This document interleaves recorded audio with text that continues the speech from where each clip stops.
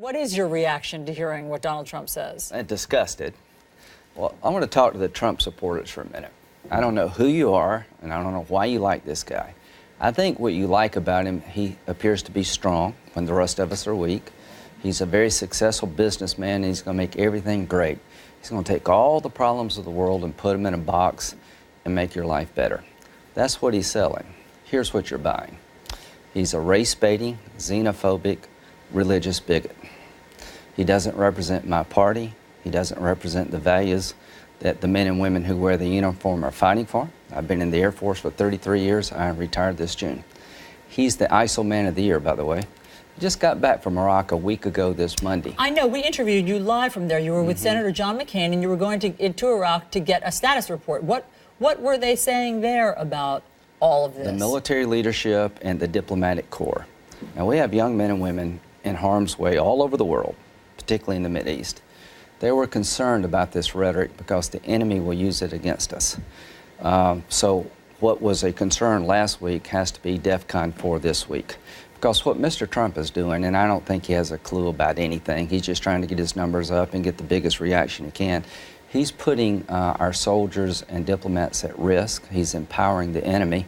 And this ban, if it's actually enacted, would take people who have been interpreters, who came to our side in Iraq and Afghanistan, who are under siege in their own countries, and basically becomes a death sentence for them. You're saying he's empowering the enemy. Yes. You draw a direct line between his rhetoric and what, recruitment for ISIS? Yeah, they use that to turn the region against us. Our diplomats and military commanders were very worried when the guy was going to burn the Koran. Remember that, the guy in Florida? Yep. I've been there 36 times. I can tell you that most Muslims, most people in the faith, reject this radical ideology.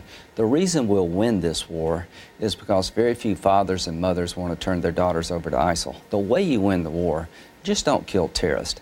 You invest in the lives of others. Young people in the Mideast are less sectarian. That's where we should be investing. Giving a young woman a voice about her children in the Mideast is the ultimate antidote to terrorism. That's how you win the war. A hopeful life versus a glorious death. And what Mr. Trump is doing is undercutting everything we stand for. He's undercutting how you win the war. He's empowering the enemy, and he's putting people at risk who are serving our country. Now, he's never served. Going to a military high school, Donald, is really not military service. You've never worn the uniform.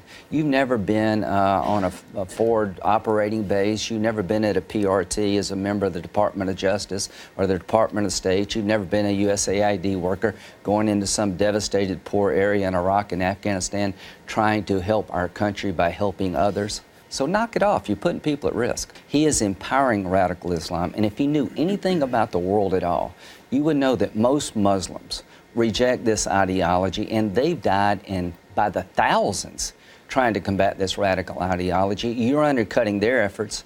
You're slandering their sacrifice. You're marginalizing what they're trying to do to make the world a better place. You know how you win this war? You side with people in the faith who reject this ideology, which is 99%.